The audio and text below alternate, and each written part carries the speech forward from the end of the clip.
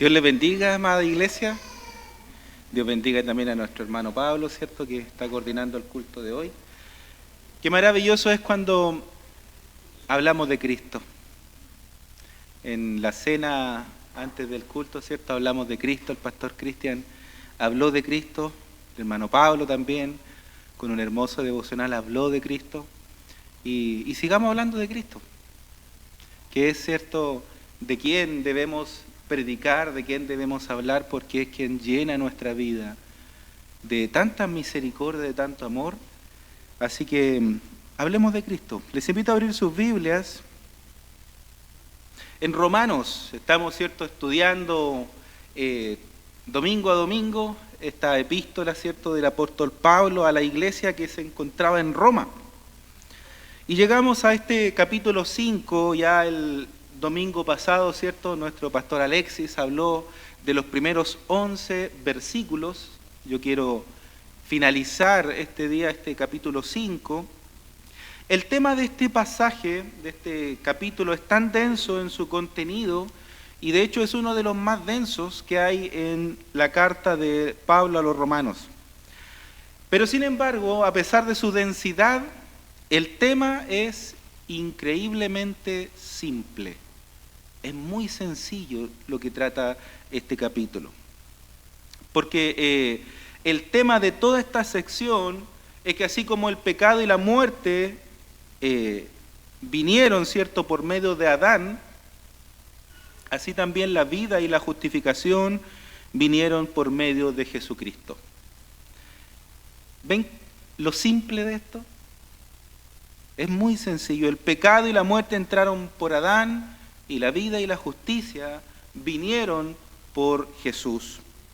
Si puedes entender eso que yo acabo de decir, entonces vas a poder entender la enseñanza central de este capítulo. Es posible que a lo mejor te puedas perder algunos detalles, pero por lo menos si entiendes eso vas a entender la idea central perfectamente. Lo que Pablo dice, ¿cierto?, en este capítulo. Hay una similitud entre Adán y Cristo. Aquí en la Biblia, ¿cierto?, llama el segundo Adán.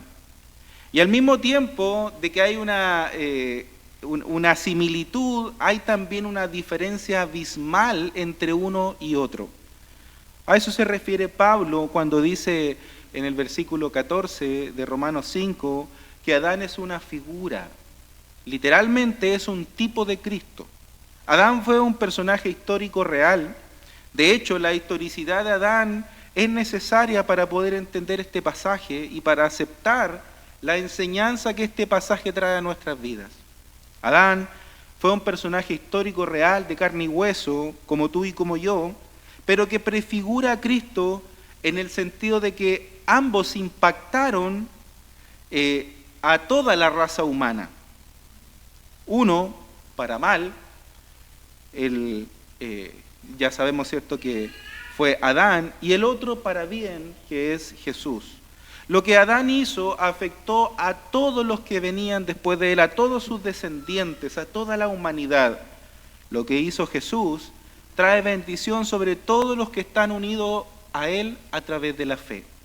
Ahora, ¿cómo puede ser posible que millones de pecadores a través de todos los siglos puedan recibir el favor de Dios por la obra de un solo hombre? ¿Cómo es posible que solamente a través de Jesucristo millones de personas pueden recibir el favor de Dios? ¿Cómo puede ser que tantas personas, tantos hombres reciban bendición a partir de solo una persona, que fue Jesucristo? Bueno, eso es lo que Pablo va a explicarnos en los versículos, ¿cierto?, del 12 al 21 de este capítulo 5 de Romanos. Y todo eso con el propósito de asegurar la esperanza de los creyentes, que es, ¿cierto?, aquello que Pablo ya viene hablando en los primeros 11 versículos, la esperanza del creyente. Al contemplar, ¿cierto?, esta abrumadora superioridad de la obra de Cristo, el segundo Adán, sobre el pecado del primer Adán. Podemos dividir este pasaje en dos grandes secciones. La primera la vamos a encontrar desde el versículo 12 hasta el 14,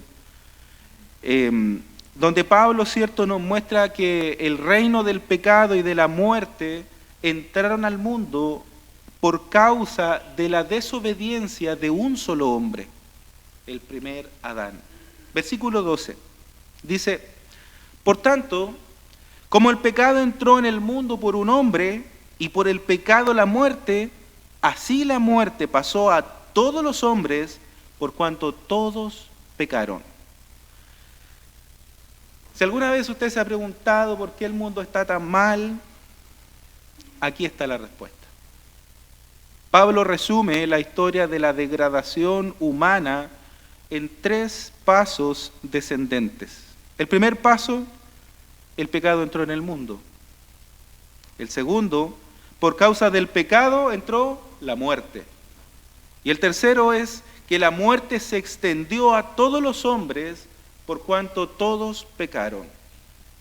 Hermano, tú puedes cuidar tu cuerpo a través de una mejor, alimentación, a través de gimnasio, a través de quizás de vitaminas, cuidarte como tú quieras.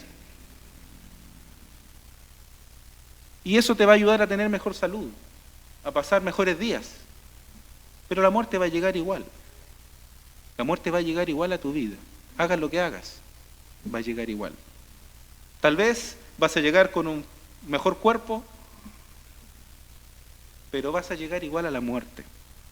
Físicamente a lo mejor vas a llegar puro, te vas a quizás ver estéticamente bien, pero la muerte va a llegar igual a tu vida. Hermano, el índice de mortalidad humana es el 100%. Todos vamos a morir. ¿Por qué? Por el pecado. El pecado trajo esta condición, esta consecuencia en el ser humano. Pablo está presentando el pecado aquí como si fuera un invasor, como si fuera alguien que no debe estar, pero invadió a la humanidad. Fíjense que penetró en el mundo para corromper la buena creación que Dios había realizado. Todo lo que Dios había hecho era bueno, y bueno en gran manera, dice la Escritura. Pero el pecado se introdujo en el mundo, se coló en el mundo, y el que abrió la puerta de par en par para que el pecado entrara fue Adán. El pecado entró en el mundo por la desobediencia de Adán. Y por causa de ese primer acto de rebelión, toda la raza humana que desciende de Adán hereda la culpa y la corrupción de ese primer pecado. Eso es lo que los teólogos llaman el pecado original. No es que sea único, sino que fue el primero. El primero, donde se originó todo el pecado y donde se originó, cierto, también la muerte. Lo que Pablo nos está diciendo en este pasaje no es únicamente que todos los humanos que vinieron después de Adán también pecaron y también se rebelaron contra Dios. De hecho, eso es verdad. Todos pecamos y nos rebelamos contra Dios. Todos de manera personal nos hemos rebelado contra Dios. Pero eso no es lo que Pablo está hablando aquí. Lo que Pablo nos está enseñando en este pasaje es que todos nosotros pecamos en Adán. Sí, es cierto, pecamos y nos rebelamos de manera personal, pero aquí Pablo está diciendo que nosotros pecamos en Adán. Aquí dice: el pecado entró en el mundo por un hombre, la muerte por el pecado. Y así la muerte se extendió, cierto, a todos los hombres porque todos pecaron. Todos pecaron.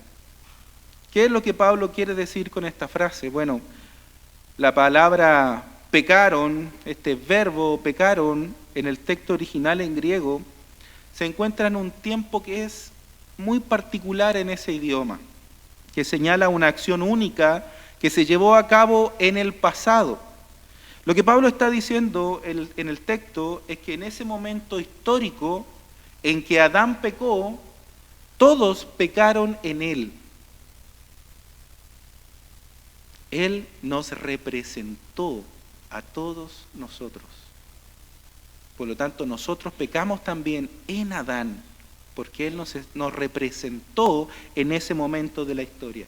Miren, hermanos, si no entendemos eso, no vamos a entender bien el Evangelio. Si no entendemos eso, tampoco vamos a entender bien la obra de Cristo a nuestro favor, que es lo que realmente Pablo quiere expresar en este pasaje. No es cómo entró el pecado, sino cómo entró la justicia. Ese es el punto que Pablo quiere señalar. Ahora, hay una similitud en esto, entre cómo entró el pecado y cómo entró la justicia. Hay una similitud. Adán fue designado por Dios como representante legal de toda la raza humana. Él fue el representante legal de toda la humanidad. Para usar un lenguaje teológico más preciso, Adán era nuestra cabeza federal.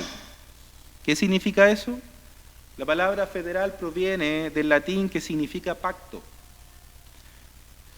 Solo que en vez de decirlo, ¿cierto?, cabeza pactal, porque suena raro en nuestro lenguaje, ¿cierto? Entonces decimos cabeza federal o representante legal.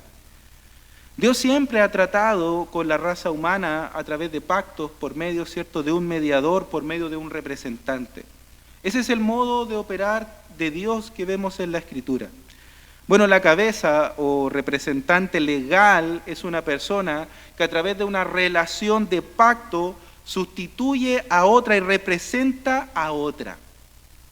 Y aunque ese concepto de primera impresión puede quizás generar confusión, en realidad no es tan extraño como parece. Pensemos, por ejemplo, en la historia de David y Goliat. Todos la conocen, ¿cierto? La historia de David y Goliat. ¿Ellos pelearon porque tenían un conflicto personal? No. Eran sus naciones las que tenían un conflicto. Y en esa pelea entre David y Goliat, ellos representaron cada uno a su nación. ¿Qué pasaba si uno de los dos ganaba? Ganaba toda la nación, porque ellos eran los representantes. ¿Y qué pasaba con el que perdía? Perdía toda su nación.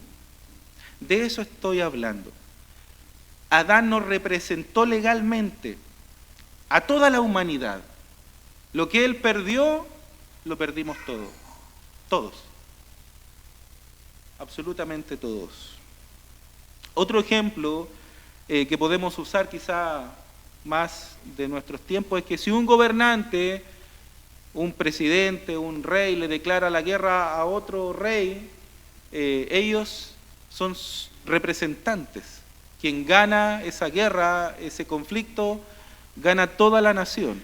Es exactamente lo mismo. Si estamos en guerra y perdemos, todos perdemos. No solamente los que van a la batalla, sino toda la nación. Eso es exactamente lo que pasó en el huerto del Edén. Solo que en el huerto del Edén fue a un nivel monumental que trasciende cualquier expectativa que podamos tener de un conflicto bélico entre las naciones de nuestros tiempos. Porque su alcance es a nivel universal. No solamente una nación, dos naciones, esto es universal. Adán se rebeló contra Dios como nuestro representante. Y no solo corrompió a su descendencia, porque el hijo de un pecador con una pecadora es un pecadorcito. Pero ¿cómo? Si mi hijo parece un angelito, amén, parece un angelito, pero trae el pecado en sí, en su naturaleza. Y con el tiempo ese angelito va a ir revelando su condición caída. Y no puede ser diferente, porque es nuestra naturaleza. Es nuestra naturaleza.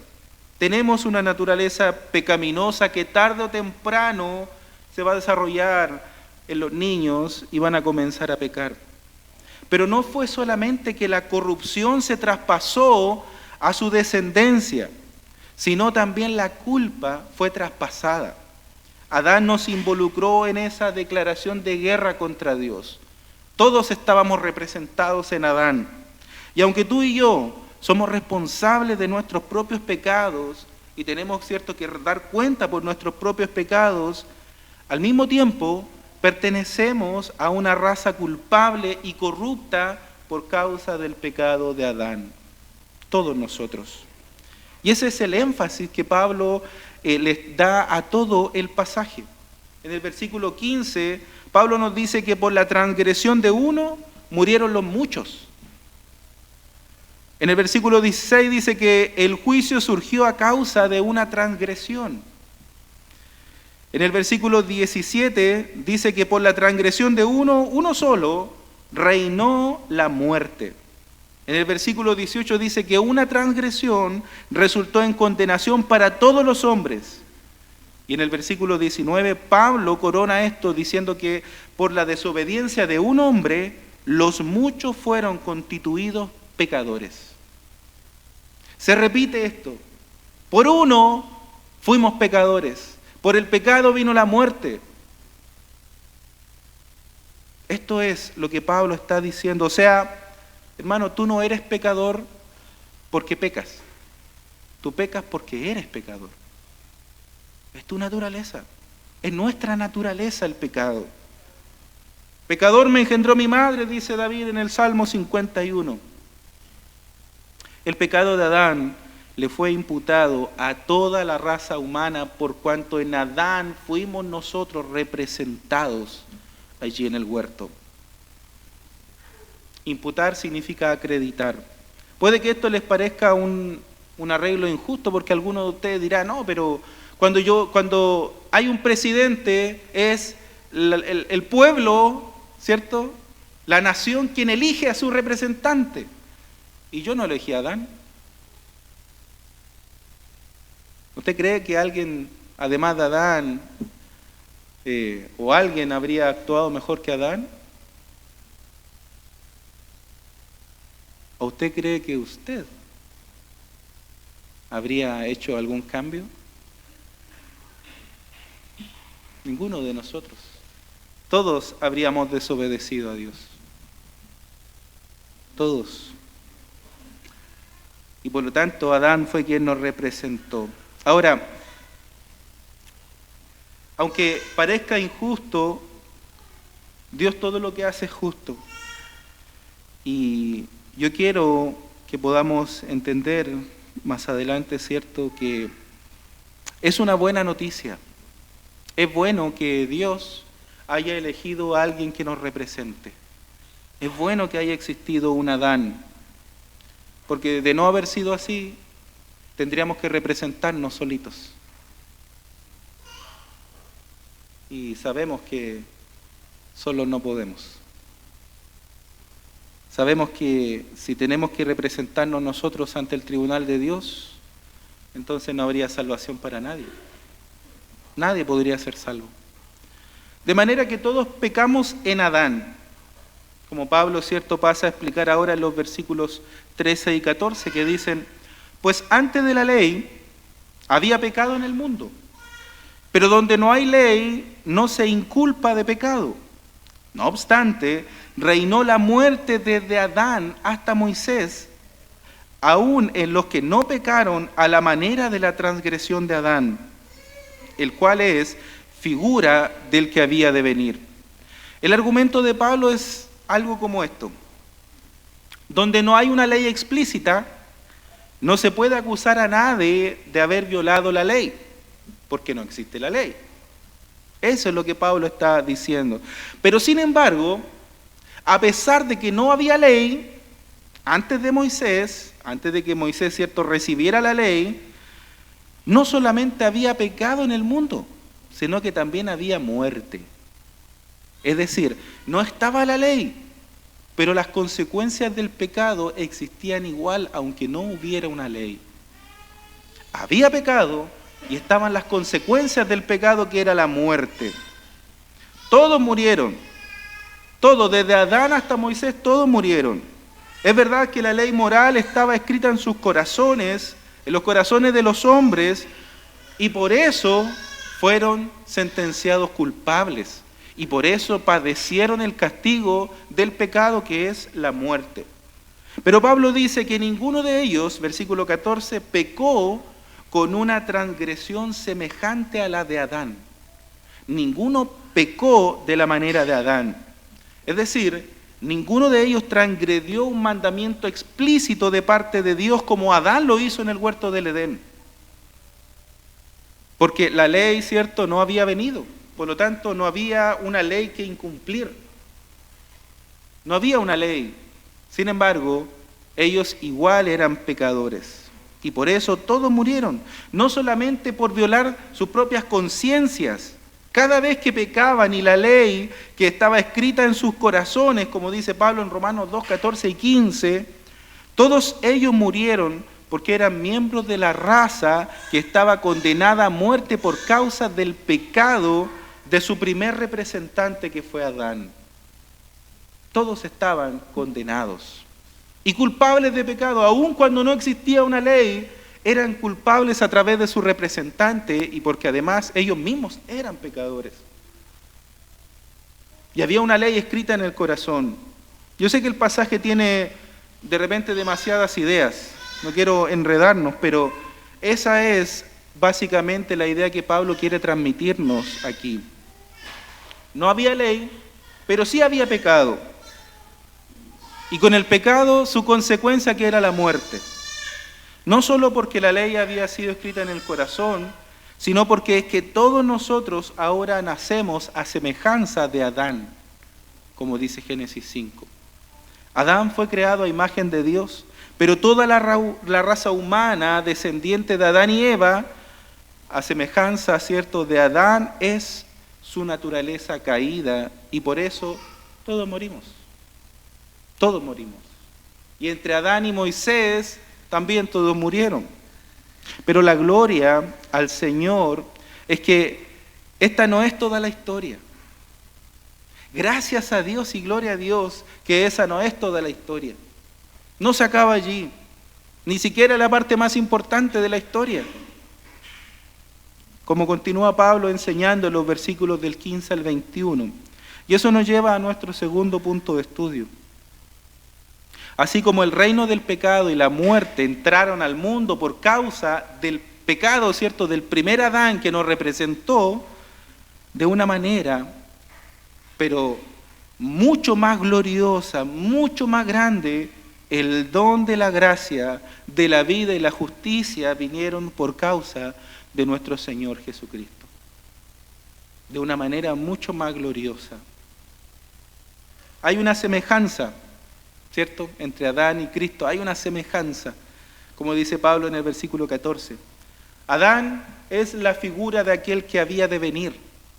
Ambos fueron constituidos por Dios como cabezas federales, como representantes legales de toda la raza humana. Es así como Adán y Cristo entonces es como si fueran los únicos dos hombres parados frente a Dios, representando a toda la humanidad. Pero frente a Dios está solamente Adán y Cristo. Uno te hereda su condición pecaminosa, pero el otro te salva por gracia y misericordia a través de la fe que tú tengas en ese representante que es Jesús. ¿Tú estás en Adán o tú estás en Cristo? Es como si esto fuera, ¿cierto?, una imagen de estas representantes ante Dios. No hay otra opción. O estás representado en Adán en su caída, o estás representado por Jesús en la salvación y vida eterna.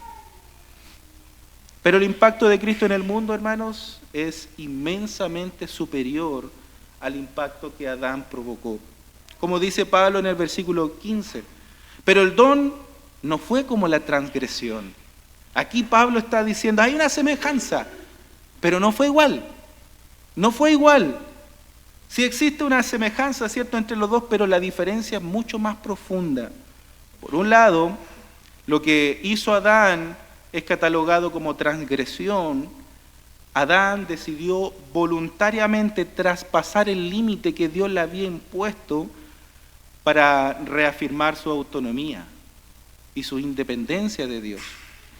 Jesucristo, en cambio, siendo Dios, Y como decía el devocional de nuestro hermano Pablo, él, siendo Dios, decidió hacerse hombre y someterse a la voluntad de Dios para llegar a ser un instrumento de gracia y salvación para la humanidad.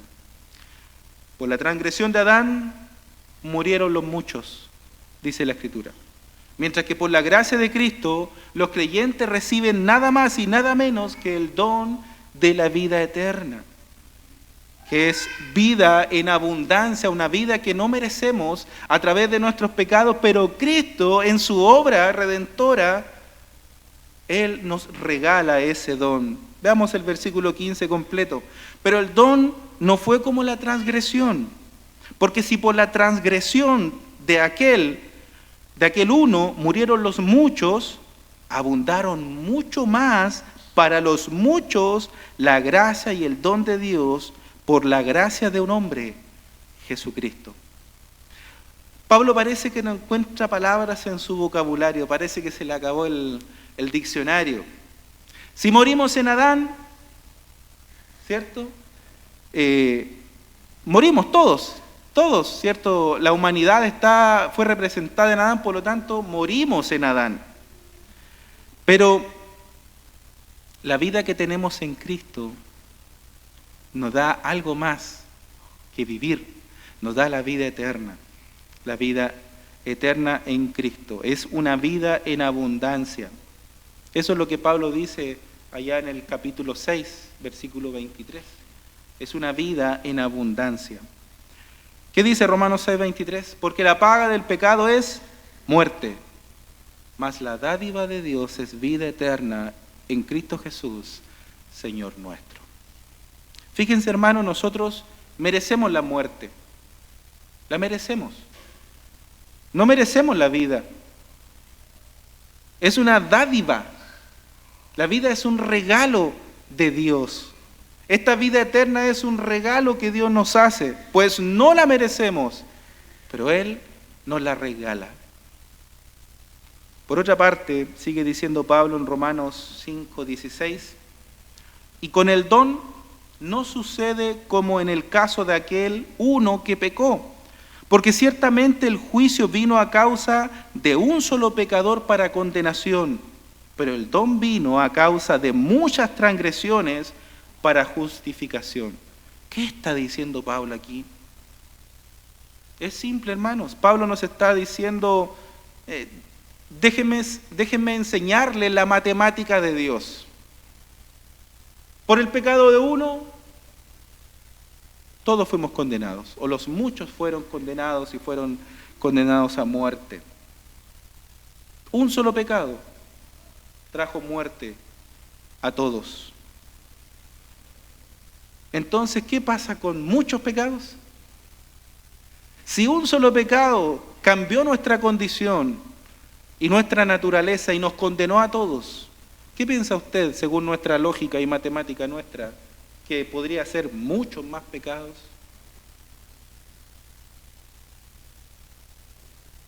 ¿Sabe cuál es la matemática de Dios? Un pecado trajo condenación y una montaña de pecados trajo gracia y misericordia. Esa es la matemática de Dios. Esa es la matemática de Dios. En lugar de traer un mayor juicio, mayor condenación, trajo gracia y misericordia. Aquí es donde la matemática de Dios rompe todos los esquemas. Bajo nuestra lógica humana no puede ser, es imposible, no encaja esta lógica. Porque todos esos pecados que se han estado acumulando a través de los siglos trajeron como resultado que Dios enviara a su propio Hijo para que muchos sean justificados. O sea, un solo pecado trajo condenación, pero una montaña de pecados trajeron salvación. Versículo 17.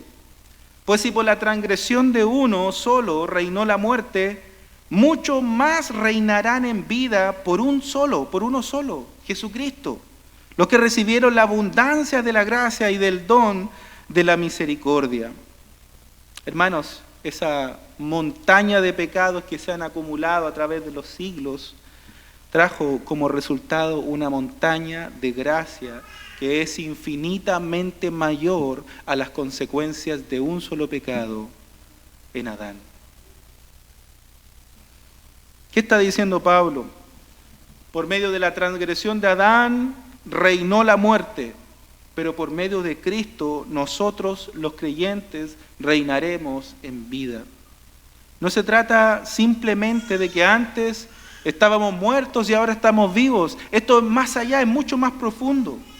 Los cristianos reinamos en vida porque ahora pertenecemos a un reino que venció la muerte y venció el pecado.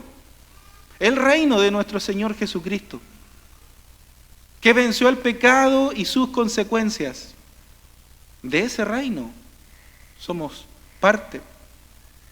Pero hermanos, hay que entender que no todos serán parte de ese reino. ¿Quiénes disfrutarán de ese reino? Versículo 17. Los que recibieron por medio de la fe la abundancia de la gracia y el don de la justicia. Solo ellos. Los que reciben por fe el Evangelio.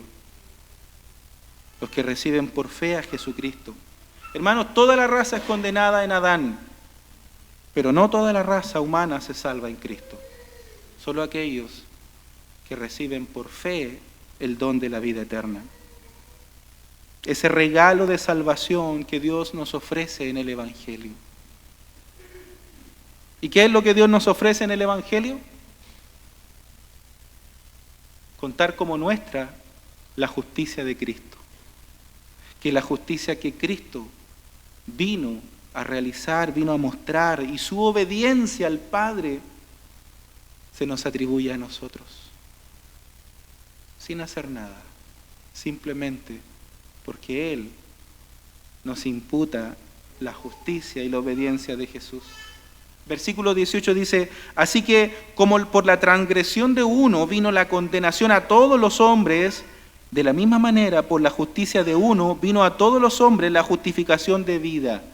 Aquí dice todos, pero cuidado, porque este versículo está después del anterior, que dice quiénes son esos todos. Esos que reciben, cierto, por fe, la gracia y el Evangelio de Jesucristo. Esos todos, cierto, son los que reciben la abundancia de la gracia y el don de la justicia de Jesucristo imputada a ellos. Versículo 19. Porque así como por la desobediencia de un hombre, los muchos fueron constituidos pecadores, así también por la obediencia de uno, los muchos serán constituidos justos. Hermanos, esto es el Evangelio. Esto es el Evangelio. No son nuestros actos de justicia los que Dios toma en cuenta para justificarnos o para declararnos justos en su tribunal. No, hermanos, no son nuestros actos, no son nuestras justicias. Es la justicia de Jesús, es la vida de Jesús, es la obediencia de Jesús. Eso es lo que Dios considera cuando nos mira. No es por nuestras obras, no es por nuestro esfuerzo que somos aceptados por Dios. Es por sus propios méritos. Es por sus méritos, es por su obra, es por el esfuerzo que Él hizo para poder rescatarnos y darnos vida eterna, darnos salvación. Hermanos, la salvación depende desde el principio hasta el final de Jesucristo. La salvación es de Dios. Cristo no es un eslabón más en la escala que tenemos que ir avanzando, no. Él es la escala completa, hermanos. Cristo es todo. Él es la salvación. De Él proviene, Él la entrega a quien Él quiere. No hay nada que nosotros podamos hacer. Él vino al mundo para representar a todos aquellos que el Padre había escogido desde antes de la fundación del mundo. Recuerde, Cristo es nuestro representante, es el segundo Adán. Él nos representó ante el Padre y hoy nos sigue representando ante el Padre como un fiel abogado. El primer Adán nos condena, pero el segundo nos libera. El segundo nos da esa libertad. El segundo nos justifica, nos perdona y nos da el don de la vida eterna. Hermanos, Jesús no vino, como muchos evangélicos creen, para morir en una cruz y de esa manera hacer posible que tal vez alguno se salve. No. Dios no vino a morir en la cruz para que tal vez usted se salve si es que es conmovido por el Evangelio. No. Según muchos evangélicos cristianos, Dios te da la gracia inicial, pero hay algo que tú tienes que poner después. No, hermanos, no es así. Cristo es la salvación completa. Completa, hermanos. No depende ni siquiera de ti dar el primer paso. No depende de ti. 1000 veces no. Hermanos, Jesucristo vino a representarte. Vino a representarme. Y si tú eres creyente, Él vino a representarte a ti con nombre y apellido. Él no vino a que por si acaso alguno cree. No. Él tenía en su corazón tu nombre y tu apellido cuando Él vino a la tierra a morir por ti. Cuando Él se encarnó, Él sabía tu nombre y tu apellido, te conocía a ti personalmente. Tú no estás aquí por casualidad, tú no creíste en Jesús por casualidad. Tú creíste en Jesús porque Él, cuando murió por ti, cuando murió en aquella cruz, Él ya sabía tu nombre. Y por ti Él vino a morir. Tú no creíste por casualidad. No fue casualidad, hermano. Él vino a salvar a su pueblo de sus pecados. Dice Mateo 1:21. Hermanos, Jesús es el Salvador y su obra es perfecta. Su obra es completa. No es a media. No es que Él puso una parte y tú tengas que poner otra. Él hizo la obra completa y es una obra perfecta que ni tú ni nadie puede cambiar. Nadie puede cambiar eso. Él obedeció la ley como nuestro representante. Él murió como nuestro representante y por causa del nuevo nacimiento y esa unión que tenemos a Él a través de la fe, es que hoy podemos decir que somos salvados por su gracia, salvados por su amor, salvados por su misericordia, de tal manera que Dios cuenta como nuestro cada acto de obediencia de Jesús. Cada acto de su obediencia ahora es nuestro, a través de la fe que Él mismo ha generado en nosotros, que Él mismo ha provocado. Estamos unidos a Jesús en su muerte y unidos a Jesús en su resurrección. Es por eso, hermanos, que ningún creyente verdadero se puede perder. Ninguno. Porque Cristo murió por los suyos, sabiendo quiénes eran. Y su obra, si decimos que su obra fue perfecta, no podemos no afirmar entonces que no te puedes perder. Porque si te pudieras perder, entonces su obra no fue perfecta. Si afirmamos que su obra es perfecta, entonces debemos tener seguridad de salvación. Él fue nuestro representante, vivió y murió por mí. Así Dios escogió a Jesús para que lo fuera. Él es nuestro representante legal de esta nueva humanidad a la que Dios ya no toma en cuenta sus pecados, sino que toma en cuenta la justicia perfecta de su Hijo Jesús. ¿Crees esto, hermano? ¿Crees tú que Dios ya no toma en cuenta tu pecado? Porque eso es lo que Pablo está diciendo. Dios no toma en cuenta tu pecado porque Él cuando te mira a ti, mira la justicia de su Hijo. Tus pecados fueron perdonados completamente en la cruz. Jesús pagó el precio de tus pecados pasados, presentes y futuros. Dios ya no mira tu pecado, Él mira a su Hijo en ti. Él mira a su Hijo en ti. Pero no soy perfecto. Sigo pecando. Seguimos pecando. Eso es cierto. Pero hermano, Dios ya te perdonó. Dios ya te perdonó. Pastor, entonces, ¿cuál es el propósito de la ley? Si la salvación no depende de nuestra obediencia, entonces, ¿para qué Dios envió la ley? Porque de hecho ya de antemano Dios sabe que no podemos obedecerla, ¿cierto? Dios sabe que no podemos obedecerla, entonces ¿para qué la envió? Esa pregunta es importante, pero era más importante aún en los tiempos de Pablo.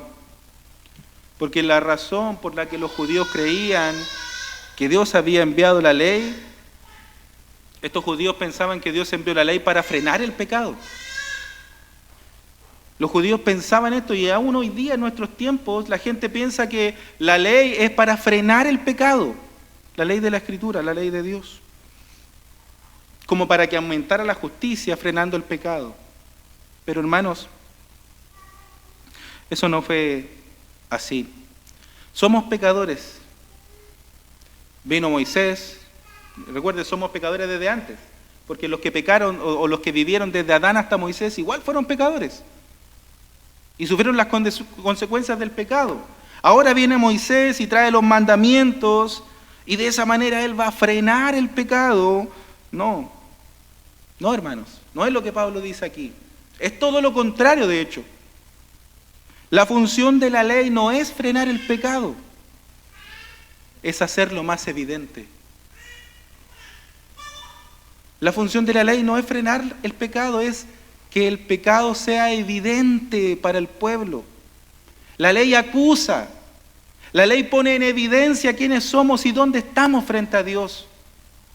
Lo alejados que estamos frente a Dios. La ley nos permite ver más claramente nuestra necesidad de la gracia. Por eso Dios envió la ley. No para que tú seas una buena persona, sino para que sepas que no lo eres, que eres un pecador, que necesitas de la gracia. Versículo 20 dice, pero la ley se introdujo para que el pecado abundase, mas cuando el pecado abundó, sobreabundó la gracia. La ley fue para que el pecado abundase, para que fuéramos conscientes, para que conociéramos cuán lejos estábamos de Dios. Y cuando ya sabíamos lo lejos que estábamos de Dios, sobreabundó la gracia.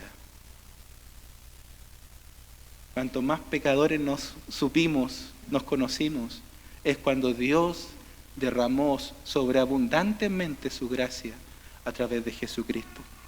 Hermanos, esto tiene que haber sido súper chocante para los judíos de la época, porque ellos tenían otra idea de la ley. Y a alguien que ama la ley y que se esfuerza por cumplirla, que tú le digas es que la ley es para que abundara el pecado. Debió haber sido súper fuerte para estos religiosos. Pero donde el pecado abundó, sobreabundó la gracia. Versículo 21. Para que así como el pecado reinó para muerte, así también la gracia reine por la justicia para vida eterna mediante Jesucristo, Señor nuestro. Hermano, la ley revela el pecado y define el pecado. De hecho, Pablo va a decir más adelante en Romanos 7:8 que es debido a nuestra naturaleza pecaminosa. No es que haya algo malo en la ley, no es que la ley sea mala. El problema no está en la ley. La ley no es el problema. Es debido al problema que hay en nosotros. Nosotros tenemos el problema, no la ley. La ley no frena el pecado. La ley lo provoca, hermanos. ¿Tú quieres destruir tu jardín en la casa? Pone un letrero, no pisar el césped. Es terrible, hermanos. ¿No quieres que se estacionen en tu salida de vehículo? Pon un letrero de no estacionar. Parece que la gente lo hace a propósito. Es terrible, hermanos. Cuando tú quieres normar, Cuando tú quieres legislar algo, parece que la gente es cautivada, movida a hacer exactamente lo que tú le estás diciendo que no haga.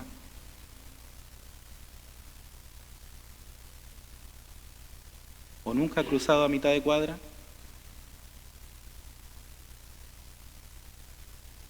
Hermano, a veces el paso de cebra está 2 metros más allá, pero igual cruzamos afuera, ¿cierto? Somos movidos a eso. Somos movidos a eso, hermanos.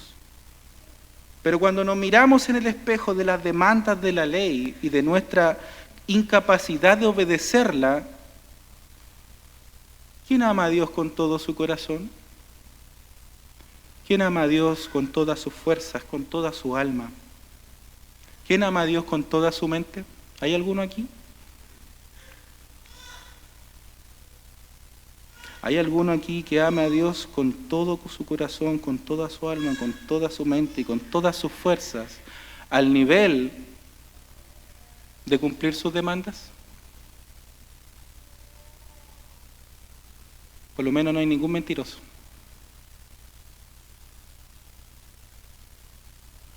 Cuando nos vemos en ese espejo, hermanos, es que podemos ver más claramente cuán horrible es nuestro pecado y cuán lejos estamos de Dios. Debemos ver cuán necesaria y profunda es la necesidad de acogernos humildemente a la gracia de Dios en Cristo Jesús. ¿Sabes lo que va a ocurrir cuando tú vengas a Cristo en arrepentimiento y fe? Cuando tú dejes de tratar de salvarte por tus propios méritos, cuando tú dejes de justificarte a través de tus propias obras y empieces a confiar plenamente y exclusivamente en la obra de Jesucristo, ¿sabes lo que va a ocurrir? Que en vez de tomar el pecado con ligereza, vas a ser impulsado a obedecer la ley que Dios pondrá en tu corazón. No por temor, sino por gratitud y por amor a ese bendito Salvador que obedeció la ley perfectamente en tu lugar y que luego fue a la cruz para pagar nuestras deudas con la justicia de Dios. Y ahí entonces la semejanza que hay entre Cristo y Adán. Los dos Adanes, como es llamado. Adán causó un desastre en el mundo por causa de su transgresión, pero la bendición que vino a través de Cristo no es nada proporcional a la maldición que vino por causa del pecado, sino que es abundantemente superior. Abundantemente superior. Esa es la tesis de Pablo en este pasaje, ese es su análisis, esa es su conclusión. ¿Se dieron cuenta de un detalle en este pasaje? Del mucho más. Veamos el versículo 15, dice, pero el don no fue como la transgresión. Porque si por la transgresión de aquel uno murieron los muchos, abundaron mucho más para los muchos la gracia y el don de Dios por la gracia de un hombre, Jesucristo. El 17 dice, pues si por la transgresión de uno solo reinó la muerte, muchos más, vuelve a repetir, reinarán en vida por uno solo, Jesucristo, los que reciben la abundancia de la gracia y del don de la justicia. Hermano, yo me temo que estamos tan acostumbrados a pensar en lo mal que está el mundo por causa del pecado, y es cierto, está muy mal y cada vez está peor, pero estamos tan acostumbrados a pensar y a enfocarnos casi exclusivamente en lo mal que está el mundo, que fácilmente perdemos de vista lo que Cristo introdujo en el mundo por medio de su obra de gracia. Nos enfocamos más en las consecuencias del pecado que en las consecuencias de la obra de Cristo. Personas que antes estaban muertas en sus delitos y pecados han sido resucitadas por el poder de Dios para andar en una nueva vida. Personas que antes tenían puestas sus esperanzas en ídolos falsos, ahora han venido a adorar al único y soberano Dios verdadero. Personas que antes amaban su pecado, aborrecían la ley, ahora aman a Dios y saben que en Cristo han recibido el perdón de sus pecados. Quizás No obedecemos la ley perfectamente, porque nunca la vamos a obedecer perfectamente, por lo menos en esta vida, pero sí de manera sincera. De manera sincera nos acercamos al Señor. Personas que antes quizás no conocían otra cosa que llamar la atención sobre sí mismos y querer ser vistos, ahora creen de todo corazón y aman llevarle la gloria a Dios. En medio de un mundo que estaba sumido en tinieblas del pecado y de la muerte, Cristo vino e introdujo su reino de gracia, de vida y de justicia. Cristo vino al mundo, murió en una cruz, resucitó al tercer día, ascendió a los cielos, está sentado a la diestra del Padre y envió a su Espíritu para hacer eficaz su obra de salvación en aquellos que Dios Padre le dio desde antes de la fundación del mundo. Ahí estabas tú, hermano. Ahí estabas tú, hermana. Si Dios puso fe en tu corazón, en esa obra de gracia y misericordia estabas tú. Dios puso su Espíritu para morar en cada uno de sus hijos y para comenzar a transformarlos desde adentro. ¿Saben cuál es el problema nuestro, hermanos? Que no pensamos muy seguido en la realidad de que el pecador está realmente muerto. Y de hecho hay ilustraciones que se utilizan, no, es que es como si tú estuvieras ahogándote en el mar. ¿La han escuchado? Es como tú estabas ahogándote en el mar y alguien te tiró un salvavidas. Suena reflexivo, suena bonito, pero la hora de salvación es mucho más profunda. La Biblia dice que tú no estabas ahogándote o que no estabas a punto de morir. Dice que tú estabas muerto. Muerto, totalmente.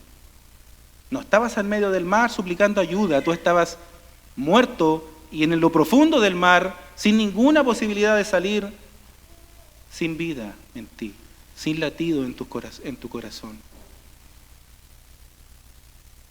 No te tiraron un salvavidas. Cristo se sumergió y te fue a buscar al fondo del mar. Te sacó y te dio vida. Ese es el Evangelio, hermanos. Necesitamos que el Señor despierte nuestras conciencias, que el Señor despierte nuestra conciencia por medio del Evangelio, que seamos realmente conscientes de la obra de Cristo y que realmente experimentemos la necesidad de acercarnos a Él de manera sincera, que una y otra vez volvamos a Cristo en arrepentimiento y fe, porque de repente pensamos, no, Cristo me salvó, y ahora no hay nada más. Como murió por todos mis pecados, como dijo el pastor, ya no es necesario que me vuelva a arrepentir. Hermano, tú necesitas ir a Cristo todos los días arrepentirte, todos los días inclinarte a Él. Que sea reavivada nuestra alma, hermanos, al considerar una vez más que Él nos representó en su vida y en su muerte para que nosotros seamos exclusivamente suyos. Hermanos, no somos del mundo, somos de Cristo. Necesitamos cada día recordar esto. Somos de Cristo. Hermano, pídele a Dios en tu oración que reavive tu alma.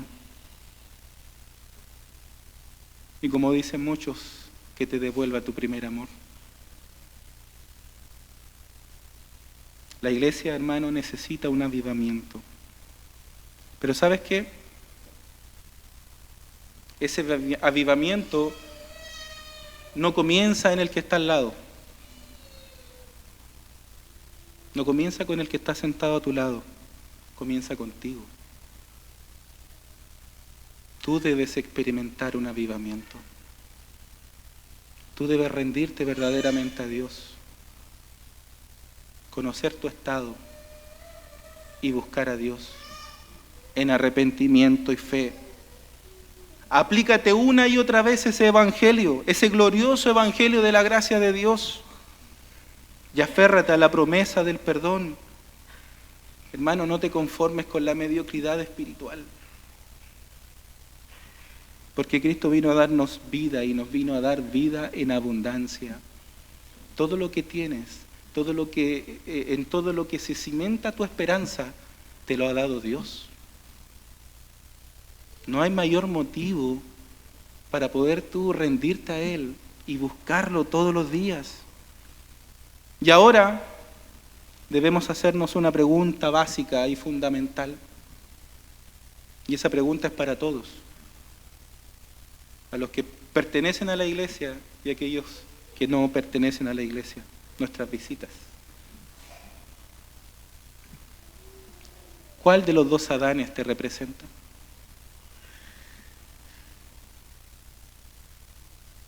¿Detrás de cuál de los dos Adanes estás? ¿Has recibido por fe la abundancia de la gracia y el don de la justicia?